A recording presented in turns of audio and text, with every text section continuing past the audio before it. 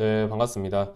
자, 오늘도 종목 한번 체크해 볼 수 있도록 할 겁니다. 일단은 어제 제가 추천을 드렸던 한미반도체 오늘 한 5% 이상의 지금 상승폭이 확인되고 있는데 오늘 사실 전반적으로 증시 분위기가 뭐 개운한 건 아닙니다. 뭐 실제로 반도체 업종 같은 경우에 좀 강세가 이어지고 있지만 코스피라던가 코스닥 분위기 자체는 그렇게 뭐 기분이 좋진 않죠. 코스닥도 특히나 2% 가까이 지금 급락이 나오면서 애써 맞춰놨던 900포인트가 지난주에 좀 체크를 했던 900포인트가 일단 오늘 깨졌습니다. 네, 900포인트가 깨지면서 투심이 악화가 좀 되는 모습이라 볼 수 있고요. 일단은 21선을 지금 맞닿아주는 자리에서 추가로 밀리는 그림은 지금 안 나오고 있지만 일단은 코스닥이 900피를 깨면서 2차전지에 대한 투심이 다소 좀 불안정하게 잡히는 그런 흐름이 나오고 있다 정도로 보시면 되겠습니다.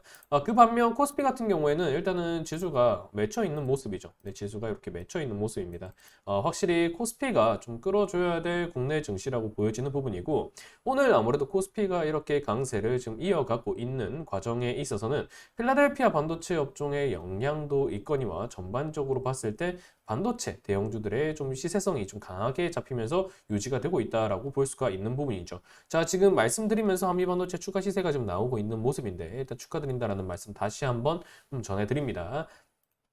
자, 결국에는 마이크론에 대한 이 전망치가 전반적으로 새벽 증시간에 좀 많이 상향이 되었습니다. 그러다 보니까 마이크론에 대해서 한미반도체 역시도 HBM에 대한 이런 TC 본더 네, 공급 계약이 이번 2분기에 나올 가능성이 매우 높게 점쳐지고 있는 자리였기 때문에 엔비디아가 좀 주춤하긴 했지만 마이크론 테크놀로지빨 좀 오늘 흐름이 한미반도체가 지금 강하게 나오고 있다. 이렇게 해석을 또 할 수가 있는 부분이겠죠. 확실히 시세가 좀 강한 모습이고요. 오늘 하이닉스나 삼성보다 이 한미반도체의 시세에 대한 기여치가 시장에 대한 기여치가 매우 강하게 잡히고 있는 자리다. 이렇게 보시면 되겠습니다. 자, 돌아와서 마이크론을 비롯해서 자, 필라델피아 반도체 지수 역시도 좀 강하게 일단 잡아줘야 될 자리에서 잡혔습니다. 자, 이때부터 이 구간을 유지해주는 게 중요하다고 말씀을 드렸는데 깰 여지도 있었지만 어쨌든 좀 밀리긴 했더라고 하더라도 일단은 추세를 다시 한번 안착해주면서 반도체 강세에 대한 포인트를 예고를 해주고 있는 모습이죠. 여기서 나온 윗꼬리 같은 경우에는 아무래도 뭐 마이크론이 이렇게 끌어올렸다라고 볼 수도 있고 엔비디아 역시도 좀 끌어올렸다라고 볼 수 있는 부분이지만 꼬리는 아무래도 앞선 저항 구간이 좀 인식이 되었다라고도 판단을 해볼 수가 있을 부분이고요. 이와 더불어서 엔비디아의 후반 약세 그 포인트가 좀 윗꼬리를 남겨두었다 이렇게 정도로만 가볍게 해석하셔도 좋겠습니다. 자, 그러면 오늘 체크드릴 종목은 뭐냐? 자, 일단 한미반도체로 지금 영상을 제가 체크드리는 와중에 7% 넘는 급등이 좀 나와주었기 때문에 무탈이 좀 챙겨 가셨을 수 있을 부분이라고 생각을 합니다. 자, 그러면 오늘 체크드릴 종목은 다시 돌아와서 뭐냐? 제가 텔레그램 채널에서도 지금 좀 강조를 드렸고 수익으로는 좀 강하게 챙겨드렸던 네오셈이라는 종목입니다. 자, 네오셈을 지금 왜 체크를 하고 오늘 핵심 종목으로 좀 꼽아드리냐라고 한다면 일단은 결국에 하이닉스와 삼성의 관점이라고 보시면 됩니다. 지금 어느 때보다 삼성과 하이닉스 간의 대립구도가 매우 강한 시점에 지금 시장이 와 있다라고 우리가 볼 수 있는 부분이죠. 그 측면에서 하이닉스 HBM을 축으로 뒀을 때는 GTC 2024에서 삼성에 대한 기대심이 일부 잡히긴 했지만 결국에 하이닉스를 무너뜨릴 만한 포인트로 삼성이 지금 자리를 잡은 것은 아니다라고 제가 정리를 드렸습니다. 그래서 그러면 삼성 입장에서 어쨌든 뭐 D램이라든가 DS 부분에 이런 하이닉스와의 격차를 좀 줄이거나 혹은 앞선 부분이 있다라고 하면 더 벌릴 만한 여지를 가져가야 되는데 그 포인트가 현 시점 뭐냐라고 한다면 결국에 CXL이라는 겁니다. 네, 그래서 CXL 측면의 강점 같은 경우에는 그래도 삼성이 조금 더 개발 이력이라던가 스포트가 좀 빠르다라고 볼 수 있는 부분이기 때문에 하이닉스와는 또 다른 네, 그런 가속기 측면을 볼 수가 있다라는 거죠. 그래서 삼성 입장에서는 지금 HBM 그래 한 2년 정도 우리가 너희들 따잡는 데는 좀 시간이 걸릴 것 같아 라고 본다라고 했을 때 결국에 격차를 다시 한번 만들 수 있는 거는 CXL 포인트라고 봐야 되는데 그 측면에서 네오셈과의 파트너십 관련해서 상당히 좀 기대심이 형성되어 있는 시점이죠. 결국에 지금 시점에서 반도체에 대한 핵심 포인트를 둘 수 있는 거는 수율입니다. 수율. HBM과 관련해서도 삼성이 하이닉스를 따라잡지 못하고 있는 이유 중에 하나는 결국에 수율이에요, 수율.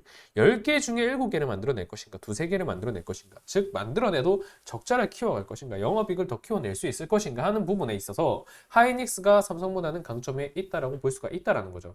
그런 측면에서 CXL 측면에서도 이 수율적인 부분을 우리가 배제를 할 수가 없습니다. 그래서 그럼 수율적인 측면에서 네오셈을 왜 주목해야 되는데, 네오셈, CXL의 세계 최초 검사 장비 개발 이력이 있죠. 자, 그러면 삼성 입장에서 봤을 때 CXL 측면으로 좀 강점을 둬야 되고 이런 수율적인 부분도 관리를 해야 된다고 했을 때 어떤 부분에 힘을 쓰겠나요? 당연히 검사 장비로 힘을 쓸 수밖에 없습니다. 그런 측면에서 봤을 때 CXL에 대한 디램 부분, 검사 장비를 세계 최초로 개발한 이력이 있는 우위에 있는 네오셈이 상당히 삼성과의 파트너십을 구축할 가능성이 높다라고 볼 수 있는 거죠. 그럼 이게 삼성과의 파트너십에 대한 기대만 있느냐? 그건 아닙니다. 하이닉스 역시도 CXL에 대한 포인트를 가져가려고 하고 있는 부분에 있기 때문에 마찬가지로 하이닉스도 좀 이런 수율적인 측면을 좀 고려를 한다라고 했을 때 네오셈 상당히 좀 기대치가 있는 종목이라고 볼 수 있죠. 지금 장기 추세 역시도 지금 살아내면서 지금 잡아줘야 될 구간에서 잡아주고 있는 모습이기 때문에 수급적인 탄력 면에서도 상당히 좀 강하다라고 볼 수 있습니다. 최근에 그런데 다만 좀 신경 쓰이는 부분이 있다라고 하면 고점 테스트를 하려는 의지가 계속해서 보여요. 지금 윗꼬리가 지저분하게 많이 있죠. 이게 매집으로 해석을 할 수도 있을 부분인데 일단은 고점 테스트를 하는 과정이라고도 봐야 됩니다. 일단은 이 고점 테스트라는 과정에서 마무리가 되는 양봉이 하나 출현되는 게 중요하죠. 지금은 아직까지 봤을 때 상승하고 꼬리 주고 상승하고 꼬리 주고 상승하고 꼬리 주고 이 흐름이 반복되기 때문에 사실 네오셈 같은 경우는 유통수도 그렇게 많은 건 아닙니다. 유통수도 그렇게 많은 건 아니기 때문에 매집이 어느 정도 좀 중요한 종목이라고 볼 수 있고 장기 추세가 살아있으면서 어느 정도 가득 찬 양봉이 만들어지는 자리가 상당히 좀 중요할 것이고 그 흐름이 스테이블하게 유지되는 관점이 있다라고 하면 그때는 달려들어도 좋을 위치다라고 좀 판단을 해볼 수가 있다라는 거죠. 만약에 네오셈에 대해서 삼성이 본격적으로 눈독을 들인다라고 한다면 어떤 종목과 비교를 우리가 해볼 수 있겠어요? 당연히 자 레인보우 로보틱스의 대세 상승기와 마찬가지로 좀 고려를 해볼 수 있다. 이런 흐름이 나올 가능성이 높다라는 것까지 우리가 기대를 해볼 수 있다라는 거죠. 그만큼 삼성을 필두로 한 지금 CXL에 대한 기대치가 강하다라고 볼 수가 있는 부분이고 시장의 화두가 AI 반도체 그 중에서도 수율적인 측면에 많이 포인트가 결집되어 있기 때문에 이 점을 우리가 간과할 수 없다. 그런 측면에서 차트가 살아나고 있고 최대한 수급에 대한 포인트가 강하게 나오면서 시장 내의 주도성 그리고 검사 장비 측면의 공정이 상당히 중요하게 떠오를 수밖에 없다라는 측면에서 봤을 때 제2의 레인보우 로보틱스가 될 만한 가능성이 높은 종목이 지금 시점에서는 네오셈이다. 이렇게 정리를 드릴 수가 있다라는 겁니다. 자, 결국에 HBM 측면으로 보면 당장에는 하이닉스를 일단은 삼성이 넘을 수 없습니다. 그래서 HBM 측면으로 본다라고 하면 하이닉스 일단 편을 들어줘야 되고요. 당연히. 그런 측면으로 제가 한미반도체를 정리드린 거기도 하죠.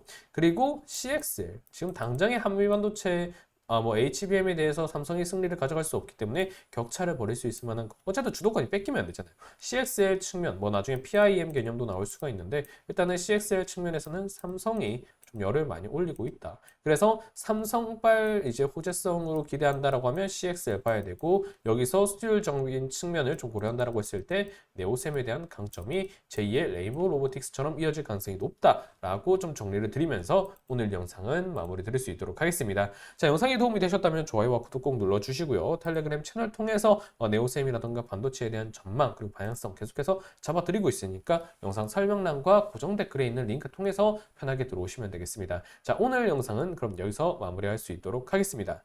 감사합니다.